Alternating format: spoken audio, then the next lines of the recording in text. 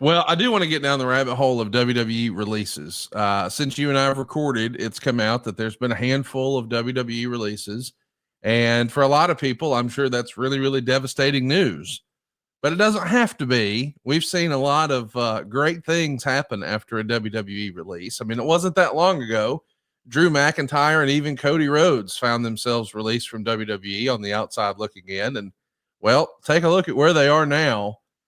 When you had a chance to see that news come across your phone over the weekend that there were going to be some WWE releases, including friends of ours like Gallows and Anderson, Yep. What was your immediate reaction? It's another sign to me just how the business just continues to rapidly evolve. Because I'm back in the era. It was the post WrestleMania releases. Back when, WWE was called WWF and it wasn't a private company, and hell, Vince was even flying commercial if we want, it just how the business evolved. I'd almost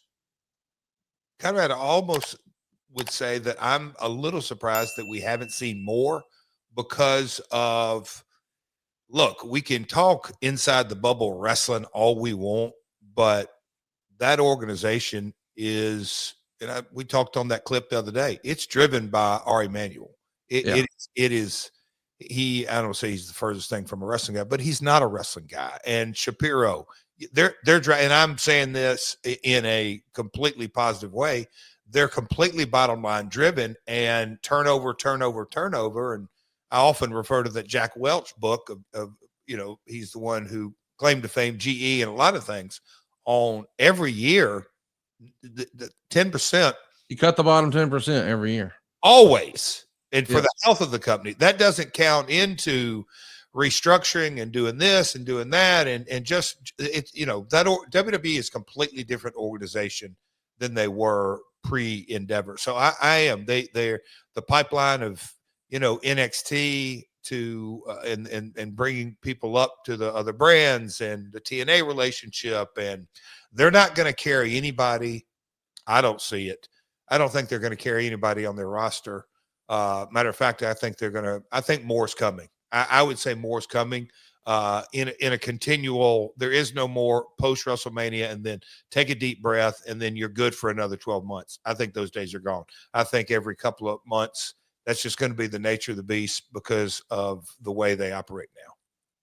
And by the way, I don't think that always has to be a bad thing. Yeah. Can I finish that? Yeah. You know what? Yeah, please do. I think it is absolutely, I'm not sure I could even stress this enough. I think it is absolutely, man, I can't put it into words how healthy it is for the industry because it keeps a innate drive in things that no need in being paranoid into that, but just kind of the overall drive and the health and the motivation that it kind of puts throughout the entire industry. I just think that's big time beneficial.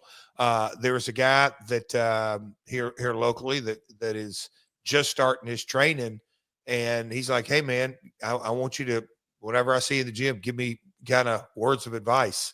And I've told him the same thing 2 or 3 times over the last month or so.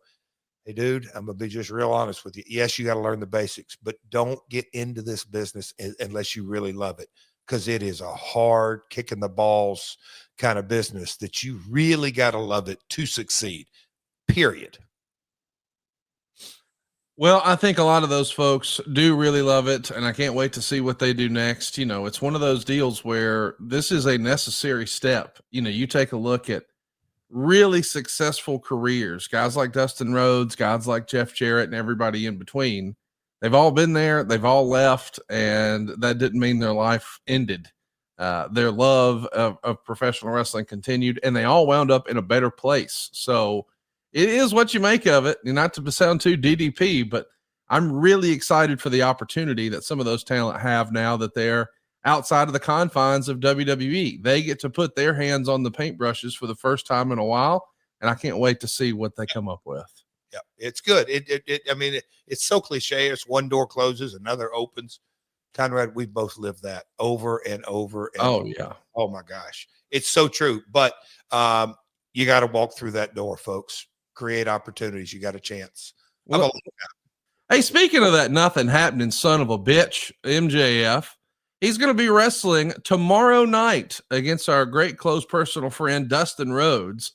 And I, for one, am looking forward to seeing MJF get his tushy kicked all over the arena. How pumped are you to see Dustin Rhodes finish what you started? I mean, you and me both. You know what's kind of bizarre? I will one day get my hands on the little bastard. But his arrogance, literally from the first week of this year, when I ruffle his feathers, here's where you kind of just can kind of see how things are really at. I have my eyes focused on getting my shot. Ooh, excuse me. And I've let the whole world know that. I ruffled his feathers, but did you ever hear him challenge me to a match, Connie? Nope. Did you ever have him say, hey, whatever derogatory name he could come up with? All he wanted to do was just kind of trade barbs and repeat and rehash and all the nonsense he wants to do. But I never heard him say, Last Outlaw, why don't we fight each other? And whoever wins that, and then we can fill in the blank with whatever the winner prize needs to be. But I never did hear that. So good old Dustin, I love it. He has his eyes set on him, and it's kind of the domino effect, Connie. What I said on January 1st obviously ruffled MJF's feathers big time. Well, MJF said some things in that night in Cincinnati, and we showed a little bit on camera, but Dustin was very upset at some things that MJF said, and that played out on TV again this past week. So I'm looking forward to Dustin giving him a good old Texas ass whooping. It'll be a hell of a match, but a hell of an ass whooping. He's going to need him a tushy the next day for sure. Austin, Texas. It's happening tomorrow night. Go get your tickets at AEWTIX.com. And I don't know if everyone listening to this is a regular watcher of AEW, but I managed to catch the entire show on Wednesday and on Saturday. I thought those are two of the best shows I've seen from AEW in a while. I really enjoyed it. The crowds were hot. They were really fun wrestling shows. And I know that some of our listeners have already decided, oh, I don't like modern wrestling. I like the old stuff, and that's why I listen to the pod. I hear you. I would challenge you. Just go watch last week's show. I think they were both very good shows. And I'm looking forward to seeing MJF get his ass kicked up and down the boulevard there in Austin, Texas. I think you and Dustin might have a saying for him. I think I'm using this right. He's all hat, no cattle. That's a good little Texas Southern saying there, Connie. That's all, pal. All hat. I like it. Yeah, it's going to be a good one. Yeah, you just said something. Give it a shot. As I was going through the research, a little bit Saturday night, a little bit Sunday, and this morning, a little bit more about that fan crowd engagement. Man, it's everything. And as I was watching the halftime show last night, one of the things I was wishing for, man, I'd love to be there live. Yeah. To kind of hear what the reaction was, because either they didn't have it mic'd well, or there were some fans sitting on their hands last night. I'll just say that, Conrad.